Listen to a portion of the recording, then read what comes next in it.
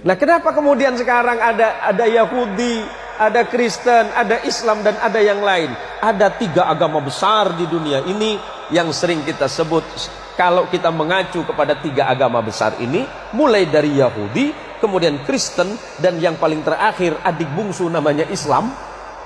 Kenapa penyebutan nama Tuhannya nyaris sama? Yahudi menyebutnya sebagai El, karena Ibrahim. Taurat menyebutnya Abraham, Injil menyebutnya Abraham, Quran menyebutnya Ibrahim. Ibrahim bukan bangsa Arab, jangan terkecoh. Ibrahim itu bukan bangsa Arab. Kalau Ibrahim itu bangsa Arab, berarti bangsa Yahudi juga Arab. Bukan. Ibrahim itu berasal dari Mesopotamia, yang kemudian sering kita sebut sebagai Irak hari ini, atau dulu sering kita sebut Babilonia. Ibrahim lahir di satu tanah yang bernama Ur Kaldania.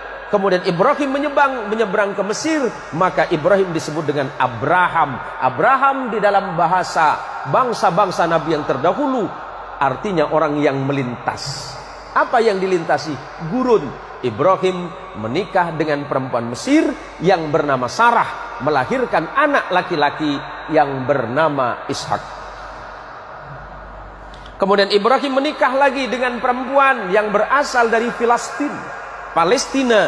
Injil sering menyebutnya Kanaan atau Filistin. Punya anak laki-laki namanya Ismail. Maka ujung El itu menunjukkan Tuhan.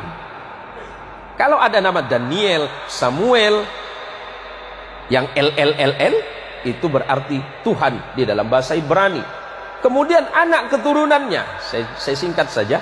Ibrahim punya anak namanya Ishak, menurunkan anak laki-laki namanya Jacob di dalam Injil. Quran menyebutnya Yakub. Kemudian Allah menyebutnya Israel, Injil menyebutnya Israel. Ezra artinya kekasih, El artinya Tuhan, karena Yakub adalah kekasih Tuhan atau kekasih Allah. Yakub punya anak 12 orang bersaudara yang sering disebut sebagai Bani Israel, karena anak keturunan Yakub. Yakub disebut Israel, anak Yakub disebut Bani Israel. Siapa? 12 orang. Yusuf bersaudara. Abangnya Yusuf bernama Lewi. Lewi punya anak namanya Imran. Imran punya anak namanya Moses. Dalam Injil, Quran menyebutnya Musa. Dan punya adik yang bernama Harun.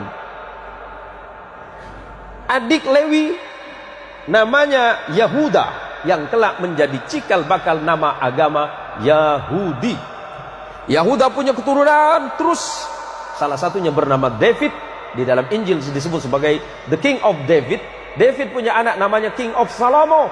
Al-Quran menginformasikan sebagai Sulaiman. Sulaiman punya 2 orang anak yang kemudian tidak jadi nabi, tapi keturunannya ada yang bernama Imran. Imran menikah dengan Hana. Hana dan Imran punya anak yang Quran menyebutnya Maryam, Anda menyebutnya Maria. Maria punya anak namanya, Al-Quran menyebut Isa bin Maryam, dan Anda menyebutnya the Jesus of Christ. Sederhana, Pak. Kenapa berbeda? Itu masalah iman saja. Hari ini kita tidak sedang mempertentangkan iman, tetapi bagaimana kemudian kita merajut perbedaan-perbedaan yang ada untuk menjadi sebuah sumber kekuatan bagi sebuah bangsa besar yang bernama manusia. Lebih-lebih kita adalah bangsa Indonesia yang luar biasa. Tepuk tangan untuk Indonesia, Pak.